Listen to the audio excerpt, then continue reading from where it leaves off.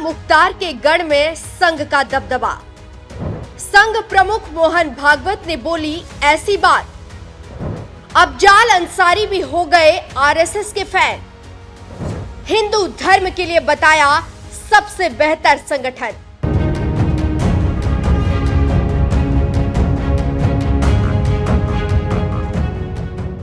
नमस्कार, मैं हूं आपके साथ सपना दानू। स्वागत है आपका हमारे चैनल एनएमएफ न्यूज पर। जिस राष्ट्रीय स्वयंसेवक संघ यानी आरएसएस ने अटल बिहारी वाजपेयी, लाल कृष्ण आडवाणी, मुरली मनोहर जोशी, नरेंद्र मोदी, अमित शाह, सुषमा स्वराज जैसे धाकड़ नेताओं की फौज तैयार की, उस आरएसएस से कांग्रेस और समाजवादी पार्टी जैसी विपक्षी नेताओं की चिढ़ कोई नई बात नहीं है, क्योंकि बीजेपी और आरएसएस दोनों को एक सिक्के के दो पहलू बताया जाता है। यही वजह है कि विपक्षी पार्टियां आरएसएस को कोसने का एक भी मौका नहीं छोड़ती है। लेकिन लगता है अब संघ को लेकर विपक्ष की सोच बदल रही है। इसलिए माफिया मुख्तार अंसारी के भाई और समाजवादी पार्टी के सांसद अफजाल अंसारी जैसे नेता भी संघ की तारीफ करते हुए इसे हिंदू धर्म के लिए दुनिया का सबसे बेहतर संगठन बता रहे हैं।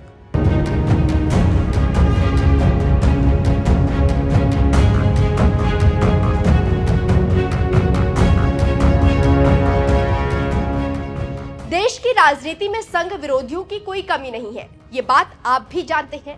सबसे बड़ी विपक्षी पार्टी कांग्रेस तो संघ को कोसने में कोई मौका नहीं छोड़ती है। यहाँ तक कि मुस्लिम समाज में भी संघ को लेकर चिढ़ कोई नई बात नहीं है। लेकिन लगता है अब संघ के लिए मौसम कुछ बदल गया है। इसलिए जिस संघ को कभी मुस्लिम समाज कोसता था, उस संघ की तारीफ अब मुसलमान भी करने लगे हैं। खासकर संघ प्रमुख मोहन भागवत के एक बयान के बाद, जब उन्होंने राजधानी दिल्ली में 28 अगस्त को संघ की ओर से आयोजित व्याख्यान माला कार्यक्रम के दौरान बयान दिया कि आंदोलन में संघ जाता नहीं, एकमात्र आंदोलन राम मंदिर था जिसमें हम जुड़े इसलिए उसको आखिर तक ले गए। अब बाकी आंदोलन में संघ जाएगा नहीं, लेकिन हिंदू मानस में काशी, मथुरा, अयोध्या तीनों का महत्व है। दो जन्मभूमि है, एक निवास स्थान है, तो हिंदू समाज इसका आग्रह करेगा और संस्कृति और समाज के हिसाब से संघ इस आंदोलन में नहीं जाएगा।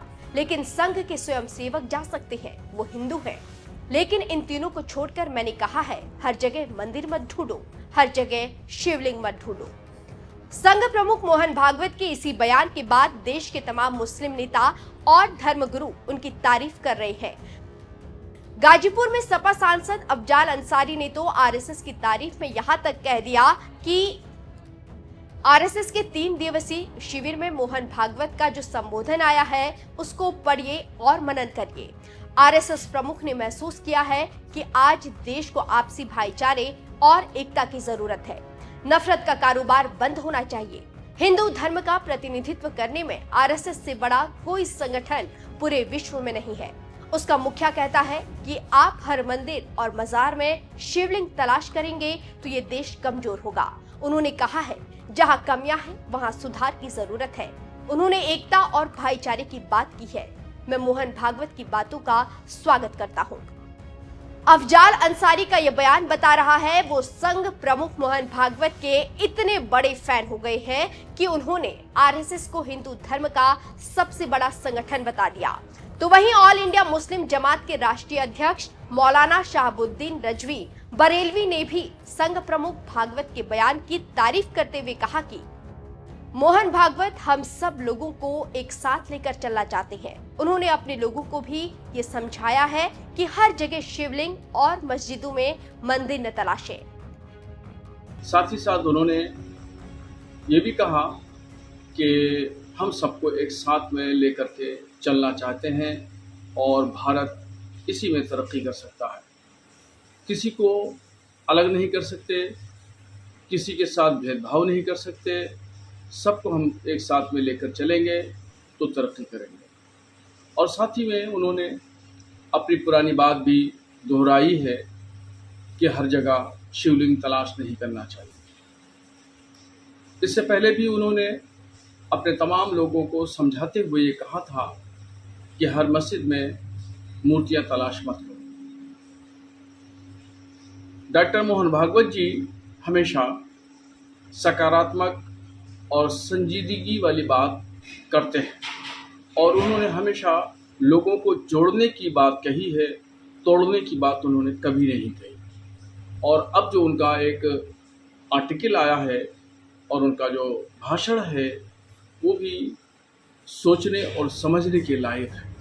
संघ प्रमुख मोहन भागवत ने हिंदुओं को कहा कि हर मस्जिद में शिवलिंग नहीं तलाशना चाहिए, तो उनके इस बयान का मुस्लिम धर्मगुरुओं के साथ ही नेताओं ने भी तारीफ की।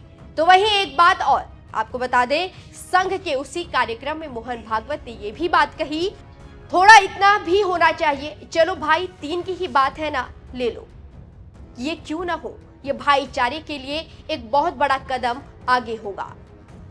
यानी उन्होंने ये बात भी साफ कर दी है कि अगर हिंदू अयोध्या, काशी, मथुरा की मांग करते हैं तो मुसलमानों को भी बड़ा दिल दिखाते हुए कह देना चाहिए 3 की ही बात है, चलो ले लो, जिससे भाईचारे की मिसाल कायम होगी। लेकिन मोहन भागवत शायद यह बात भूल गए कि मुसलमान इतनी आसानी से काशी और मथुरा नहीं छोड़ने वाले हैं। अगर काशी मथुरा पर मुसलमान दावा छोड़ देते तो आज हिंदुओं को अपने ही मंदिरों के लिए अदालतों में लड़ाई नहीं लड़नी पड़ती। शायद यही वजह है कि मोहन भागवत ने ये बात भी कह दी कि राम मंदिर आंदोलन से संघ जुड़ा रहा, लेकिन अब वो काशी और मथुरा के आंदोलनों में शामिल नहीं होगा। हालांकि संघ के स्वयंसेवक जा सकते हैं क्योंकि वो हिंदू हैं, यानी संघ मंदिर आंदोलनों में डायरेक्ट शामिल नहीं होगा।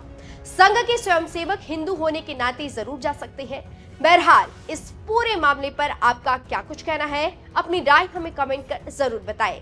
साथ ही साजिद रशीदी जैसे मुस्लिम नेताओं ने और क्या कुछ कहा वो भी सुन लीजिए। मुसलमान, सिख, ईसाई, बौद्ध, जैन और जितने भी धर्म हैं उनका कोई वजूद नहीं रहना चाहिए। ये बिल्कुल गलत है। ये देश कानून से चलता है, संविधान से चलता है, गीता से या कुरान से नहीं चलता। इसलिए मोहन भागवत का बार बार ये कहना कि यह हिंदू राष्ट्र है, इससे समझौता नहीं हो सकता, मैं समझता हूं दूसरे धर्मों की तौहीन है।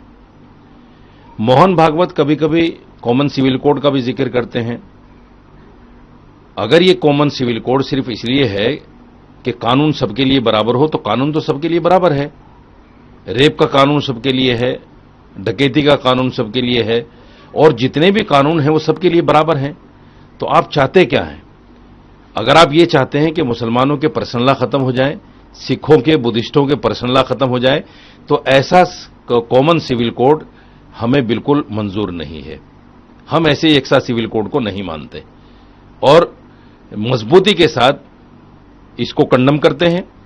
बिल्कुल हम इसको एक्सेप्ट नहीं करेंगे। और हम क्या, जैन, बुद्धिस्ट, सिख, ईसाई, दलित, कोई भी इसको कबूल नहीं करेगा। मोहन भागवत को यह अच्छी तरह समझ लेना चाहिए। ये सियासी बातें, मोहन भागवत कहते हैं कि हमारा जो आरएसएस है ये इसका सियासत से कोई लेना देना नहीं, लेकिन तमाम बातें सियासी। कहते हैं रोड़ों के नाम आक्रांता के नाम पर नहीं होने चाहिए। सवाल यह है कि आप आक्रांता मानते क्यों हैं उनको? वो आक्रांता हैं कैसे? जो मुसलमान यहां आया हिंदुस्तान में, उसने मुसलमान को आगे बढ़ा, हिंदुस्तान को आगे बढ़ाया, यहां से लूटकर कुछ नहीं लेके गया। जो भी किया वो यहीं का यहीं हिंदुस्तान में आया, यहां बादशाहत की और यहीं दफन हो गया। उन अंग्रेजों के बारे में आपकी जबान क्यों नहीं खुलती जो देश को लूट कर ले गए? देखिए, एक बात समझ लीजिए कि भागवत जी का वो अपने वर्कर के लिए बयान है और उन्होंने उनसे अपील की है और एक अच्छा बयान है। अगर भागवत जी ने ये कहा है तो उनके वर्करों को उनका सम्मान करना चाहिए। वो ये भी कह रहे हैं कि मुस्लिम और हिंदू जो है कोई अलग अलग नहीं। देखिए, भागवत जी का जो बयान आया है कि इस्लाम खत्म होने वाला नहीं है और इस्लाम का वो सम्मान करते हैं, और उन्होंने ये कहा है कि देश की मुख्य धारा हैं दोनों। आज तक कट्टरपंथियों ने और सियासी पार्टियों ने मुसलमान को आरएसएस कह के डराया है। आज आरएसएस का जो सही चेहरा है वो सामने आ रहा है। अब उन कट्टरपंथियों को और सियासी जमातों को तमाचे लग रहे हैं दरअसल मैं तो मुसलमानों से ये कहता हूं कि जिससे आज तक तुम्हें डराया गया, एक बार उस धारा से जुड़ो तो सही। आप जब किसी के करीबी जाएंगे तभी तो पता लगेगा कि हमारा दोस्त कौन है और दुश्मन कौन है। उन्होंने ये भी कहा कि हमारे शहरों के नाम और हमारे देश के नाम, मोहल्लों के नाम, मतलब मोहल्लों के नाम जो है वो शहीदों के ऊपर होने चाहिए। बहुत अच्छी बात है। बेशक आक्रांताओं के नाम पर हमारे देश के शहरों के नाम नहीं होने चाहिए, मैं उनकी इस बात से सम्मान करता हूं। और इस साथ में एक अपील भी करता हूं, और वो अपील ये है कि हजरत इमाम हुसैन अली मकाम को हर हिंदू और मुसलमान चाहता है, सिख भी चाहता है, ईसाई भी चाहता है। तो हजरत इमाम हुसैन अली मकाम के नाम पर, हुसैनाबाद के नाम पर भी किसी शहर का नाम होना चाहिए, और देश के अंदर रोडों के नाम और मोहल्लों के नाम हजरत इमाम हुसैन अली मकाम के नाम पर होने चाहिए। उन्होंने एक बात और कही है कि 3 बच्चे की जहां तक बात है, रेशो गिर रहा है, रेशो नहीं गिर रहा है, बल्कि पिछली सियासी पार्टियों ने हम दो हमारे दो का नारा लगाया। वो नारा बिल्कुल खराब नारा था। उससे हमारी खानदान के रिश्ते खत्म हो रहे हैं। आज चचा, ताऊ, मौसी, फूफी, ये रिश्ते खत्म हो रहे हैं अगर इसके ऊपर अमल किया जाए। मैं देश की सरकार से अपील करूंगा कि भागवत जी के इस बयान को संज्ञान लें, और संज्ञान लेकर कम से कम 3 बच्चे का प्रावधान तो होना चाहिए सरकारी कर्मचारी के लिए, क्योंकि सरकारी ने ये कर रखा है कि 2 बच्चों से ज्यादा होते हैं तो बहुत से चीजों में उन्हें फायदे नहीं मिल पाते। तो भागवत जी के इस बयान का सम्मान करते हुए जो है 3 बच्चों का प्रावधान होना चाहिए। हमने बहुत से सवाल किया कि संभल की रिपोर्ट मुख्यमंत्री को सौंपी गई, लेकिन कल मैंने देखा कि चैनलों के ऊपर ये खबर चल रही थी, बहुत से लोगों ने कहा कि वो रिपोर्ट लीक हो गई। एक चीज जो सरकारी दस्तावेज है और सीधे मुख्यमंत्री के हाथों में जाना है, वो लीक कैसे हुआ? कौन शख्स है जो हमारे देश की कौमी एकता की जड़ों को खोखला करना चाहता है? भाई सरकार चाहती उसे आउट करती, सरकार चाहती नहीं करती, सरकार जो चाहेगी वो सरकार करेगी, सरकार को अधिकार है। लेकिन ये खबर चलाना कि वो खबर मतलब वो दस्तावेज लीक हो गए, अफसोस होता है, अफसोस होता है। और जहां तक देखिए, अगर हिंदू वहां पर कम हुए हैं तो ये भी हो सकता है, मैं मानता हूं, इस बात को भी मैं मानता हूं कि आदमी अपने कारोबार के लिए अपना शहर छोड़ सकता है। लेकिन अगर किसी दहशत से हो रहे हैं, किसी और वजह से हो रहे हैं, तो सरकार को संज्ञान लेना चाहिए हिंदुओं की सुरक्षा के लिए। हिंदू मुस्लिम देश की एक मुख्य धारा है, और यहाँ पर इनकी मोहब्बत की जड़ें बहुत मजबूत हैं और आगे भी रहेंगी। कोई अगर ये चाहे कि इन जड़ों को खोखला कर दे तो जड़ें खोखला नहीं हो सकती।